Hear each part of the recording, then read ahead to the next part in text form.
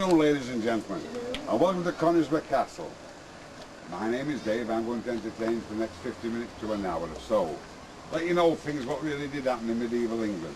Before we do start, my friends, forget about all the Walt Disney films, what we've been watching on the television. Life was not like that. And ladies, there were no knights in shining armour. They were just like me, mostly covered in lice and fleas.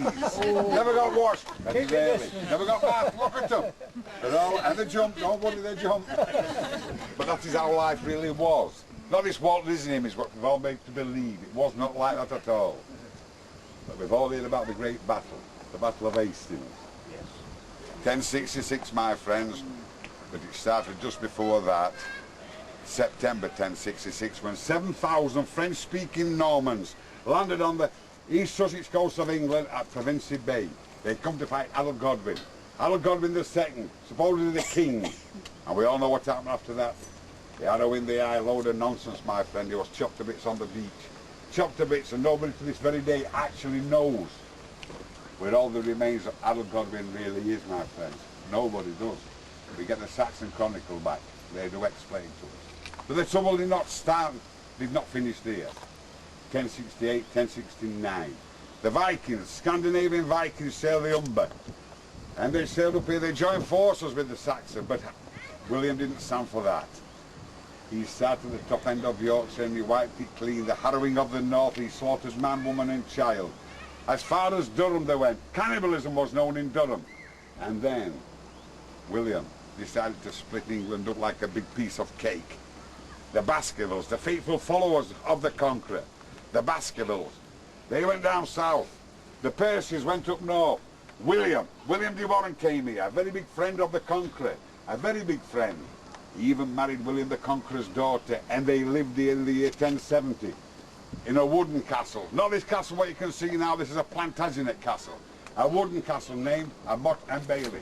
And if there's any young lady here with the same name as the Conqueror's daughter who lived here in the year 1070, they can have my castle. I'm tired of these stones. Her name was Grunrade. Nobody? Can't you pretend just for today? Yeah? Give me a rest. Her name was Grunrade. They lived here, the year 1070, so you can tell how important this was. The church in the centre of Conisbrough, the oldest building in South Yorkshire, the inside, part of it is Saxon. It is stated in the Saxon Chronicles that the Conqueror most probably walked into the very church in Conisbrough at that period in time. But then people come in, they look either side there and down there. They think we have a moat. It was a dry ditch. There was no water in it, in other words, kids. It was a dry ditch. It would have been at least another 8 to 10 feet deeper than what it is. The hawthorn tree, which you see there now, I've removed all the grass from the side. You can see the stone. The stone's dropping down like a big wall. It's stone in the bottom. It is stone. The stone going up the bank. There'd have to be stone going up the bank. Well, that moat has been there for well over 1,000 years. It is holding it back, my friends. There was a castle here before this. This way we are now standing, there was a bridge. Just here, there, and there was 2 large towers. Very similar to that. Across my head here was a Norman gatehouse, manned 24 hours a day. They would operate a windlass, which could lift a drawbridge. It could also lift a portcullis and drop a portcullis. To keep you out, also to keep you in. The weakest point of any castle is at the back of me now, a barbican. A barbican. But in those days gone, it had a different name. It was known as a selected killing ground. If he was caught inside there, the only way out, he'd be carried out dead upon your shields. And this afternoon, my friends, you're the Saxon. I've been killed 300 times this week. This way, please. Oh, not bad. Fine.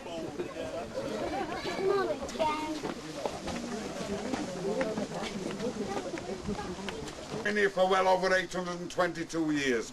I was here when it was all happening, my little friend. I was here.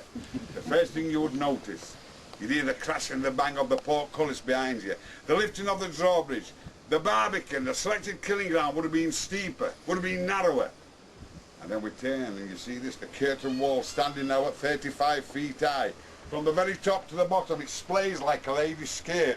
On the very top it is flat, it is wide. A Norman soldier was trained to run along the very top in chainmail. And then, my friends, it'd start raining down you, large rocks would come crashing down, splintering on the base. followed by the javelin from the very top, the spear, the bolt from the crossbow. The gatehouse, underneath the gatehouse, was holes, murder holes. Murder holes, my friends. Out of the murder holes, they would pour quicklime to blind you, scalding water to scald you. Forget about boiling oil, my friends, that's Walt Disney. This is not Walt Disney, this is real. Little bit of melted pig fat to sky you for life. I should think after about half an hour you're completely wiped out, dead. Correct? Good. Guided tour of you. You've lost your money. You want to go on? Yes, please. You want to go on? Come on. My friends, Conisbrough Castle did not have any dungeons. They did not need dungeons. Remember, this was Plantagenet England. Plantagenet time. They did not need the law in those days. The sword was the law. But we did have a prison. And the prisoners here to this very day. Imagine what it would have been like, the stones reaching up to that point there. You can still see the remains of a fireplace there. This wall would have gone, and that would have gone. A wooden floor, a trapdoor. You drop the prisoners onto the floor below. What have we got in the far corner? Can anybody tell me, please? A toilet, a medieval latrine, but take a close look at the medieval latrine. There's no water for flushing away. There's no outlet in the back for anything to run away.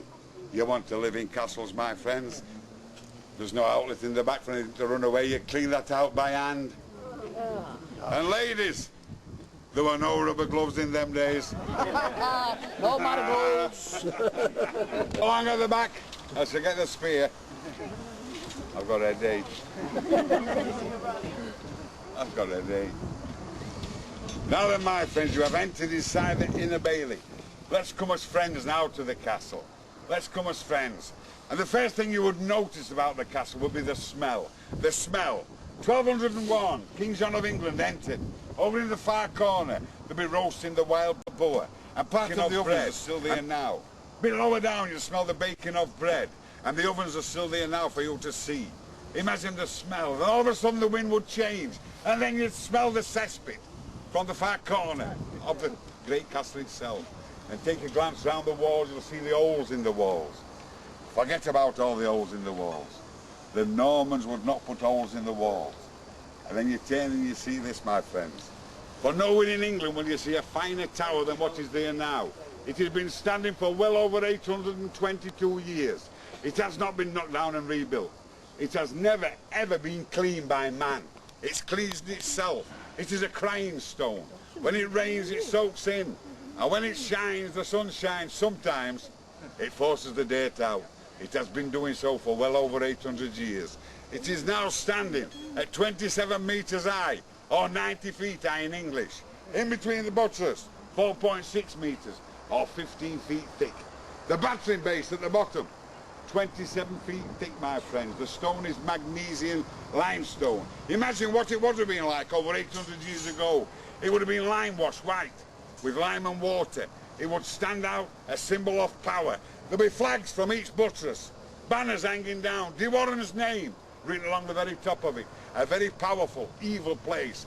Ladies and gentlemen, we should not feel sorry to see the back of these places. There was evil, there were nasty times, terrible times. I'm going to take you inside, you're going to witness what it was like. And it wasn't very nice. I'm tired of these stones.